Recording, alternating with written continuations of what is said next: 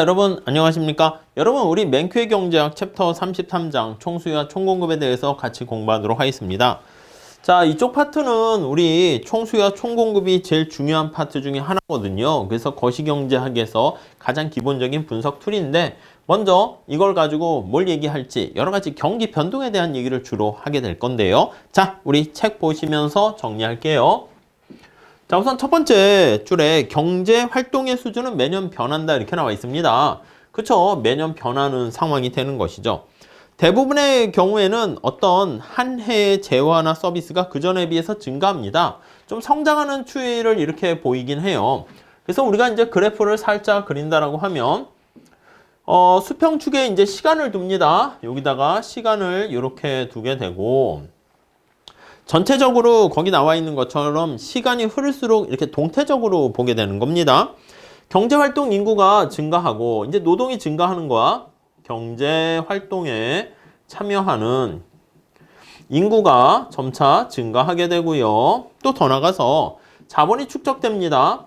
이 자본이 축적되면서 이게 경제성장의 원천이 되는 것이죠. 이렇게 증가하고 또 기술이 진보합니다. 여러분 기술이 진보하게 되면 기술의 진보로 생산성이 향상된다라는 것을 알 수가 있어요. 여러분 생산성이 향상되면 생산 능력이 높아지는 거잖아. 이렇게 생산 능력이 높아지게 되면 우리 경제 성장에서 얘기한 바처럼 더 높은 생활 수준을 누려요.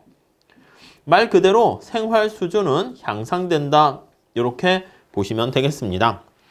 자, 미국 같은 경우 보니까 지난 50년 동안 실질 GDP로 표현합니다. 요거를 여러 가지로 나타낼 수 있지만 가장 이제 명목 변수를 뺀 실질 변수로 나타낸 실질 GDP로 표현을 했을 때 이게 미국은 매년 3%씩 증가합니다. 자, 그런데 우리가 이게 매끄럽게 증가하는 게 아니라 어떤 때는 이렇게 떨어지기도 하고 어떤 때는 더 위에 이렇게 올라가는 그런 모습을 보이는 경우를 알 수가 있어요. 그래서 이렇게 되는 경우가 우리가 약간 이게 평균적인 추세선이라 할 수 있겠죠. 추세치라고 볼 수 있습니다.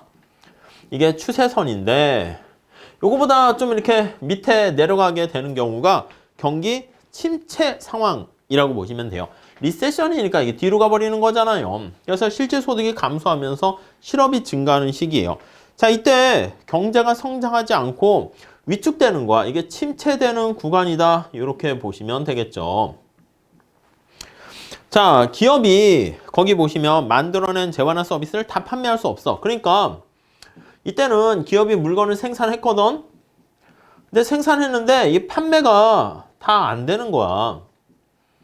이게 무슨 말이야? 재고가 자꾸 쌓인다는 거지. 아니 10개 생산했는데 8개만 판매가 됐어. 재고가 이렇게 증가하게 됩니다. 자, 재고가 증가하게 되면 기업들은요 생산을 줄입니다. 생산을 줄임과 동시에 어떻게 돼? 생산을 감소하게 되고 그런 다음에 이제 근로자를 해고하는 거지. 근로자를 해고하게 된다. 이렇게 보시면 되겠고 자, 근로자를 해고하게 되면 실업률은 어떻게 돼? 실업률이 확산된다라고 했는데 실업률이 증가한다. 이렇게 보시면 되겠습니다. 자, 공장은 가동을 멈추게 되고요. 생산이 줄면서 실질 GDP나 국민소득 줄어들어요. 아니 일자리가 없어지니까 사람들의 소득이 감소하는 거죠. 여러분 소득이 감소하게 되면 이게 또 어떻게 되겠어? 당연히 소비가 감소하는 거 아니겠습니까? 자, 소비가 감소하게 되면 이게 다시 또 어떻게 돼? 판매가 줄어들어요. 자꾸 이게 악순환이 빠지게 되는 겁니다. 이렇게 실질 GDP가 평균적인 추세선보다 위축되는 것을 우리가 경기 침체라 하고요. 그 정도가 심화되잖아? 그러면 디프레션이다, 불황이다 이렇게 표현을 합니다. 불황이 이제 더 심해지게 되면 이제 그게 공황이 되는 것이고 공황의 정도가 더 심해지면 대공황이죠. 그레이트라는 말을 붙입니다. 우리가 이제 1929년 대공황까지 갈 것도 아니고 미국 같은 경우는 2008년 금융위기 발생했을 때 엄청난 경기 침체가 일어나게 된 거죠. 그래서 거기 보니까 실질 GDP가 4% 감소했고요. 그래서 여기 4% 감소하게 되었고요. 실업률 같은 경우에는 거기 보니까 2007년 5월에는 4.4%였었는데 4%의 실업률이 어떻게 2009년에는 10%까지 이렇게 증가하게 됐다는 것을 알 수가 있습니다. 기존의 사람들도 일자리를 잃게 되면서 오히려 또 대학을 졸업한 사람들도 직장을 구할 기회가 박탈당하게 되는 그러한 모습을 볼 수가 있겠죠. 그래서 경제학자들은 아니 이러한 경기 침체와 여기는 이제 지나치게 경제가 또 과열되는 거죠. 막 이러면서 버블이 끼게 된다고요. 아니 이렇게 경기 변동이 왜 발생하는 거야? 이거에 이제 먼저 첫 번째 관심을 갖게 되고요. 야 이거 경기 변동을 어떻게 정부가 개입해서 완화시킬 수 있을까? 정책으로 처방할 수 있을까? 그런 것들에 대해서 관심을 갖게 됩니다. 자, 우리 GDP를 중심으로 해서 이렇게 다양한 거시경제 관련된 변수들이 어떻게 변하는가? 그런 것들 보게 될 텐데 자, 거기 두 번째 달락에 보시면 GDP를 중심으로 살펴봅니다. GDP와 여기 나와 있는 실업률, 경제 침체인 상황에서는 실업률이 어떻게 되고 그 다음 이자율, 다 거시경제 변수, 중요한 변수들이죠. 이자율은 어떻게 되고 그 다음 물가 수준, 이런 것들이 어떻게 되는가 이렇게 알 수가 있습니다. 자, 그 다음 이런 것들을 우리가 원하는 바대로 가기 위한 뭐라고 할까? 정부의 처방책이라 할까요? 정책, 팔리시에 대해서도 살펴보게 됩니다. 자, 대표적인 게 정부 지출이 있고요. G라고 쓰죠. 정부 지출. 그 다음 텍스가 있습니다. 조세가 있습니다. 조세. 네. 그리고 또 뭐가 있어? 통화량을 증가시켰다, 감소시키는 통화정책 할 때 통화량. 네, 요거를 조정하게 되면서 경제가 이렇게 엑셀과 브레이크를 왔다 갔다 조정하게 된다라는 거 알 수 있습니다. 자, 우선 거기 다음 줄에 가보시면 앞으로 공부할 장과 지금까지 배운 장들의 차이점은 분석 대상 기간입니다. 경제 성장을 중심으로 해서 보통 경제는 장기적인 측면에서도 볼 수 있지만 우리가 이제 단기적인 측면에서 이렇게 호황과 불황이 왔다 갔다 하는데 거기에 좀 초점을 맞추려고 해요.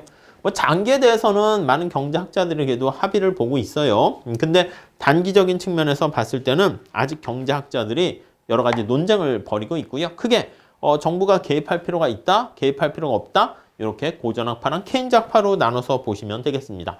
자, 그걸 살펴보기 전에 이러한 경기 변동의 몇 가지 어떤 중요한 특징을 한번 살펴보도록 하겠습니다.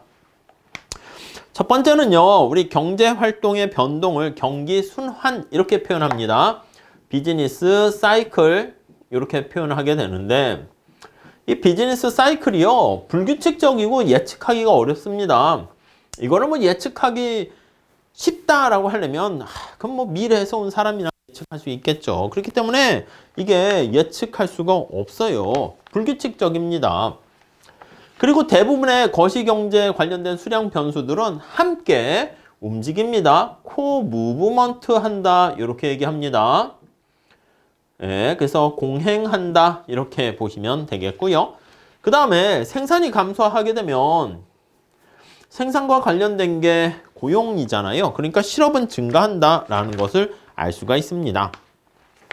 자, 뭐 그런 내용들 쉽게 볼 수가 있고요. 자, 814페이지에 보시면 나와 있습니다.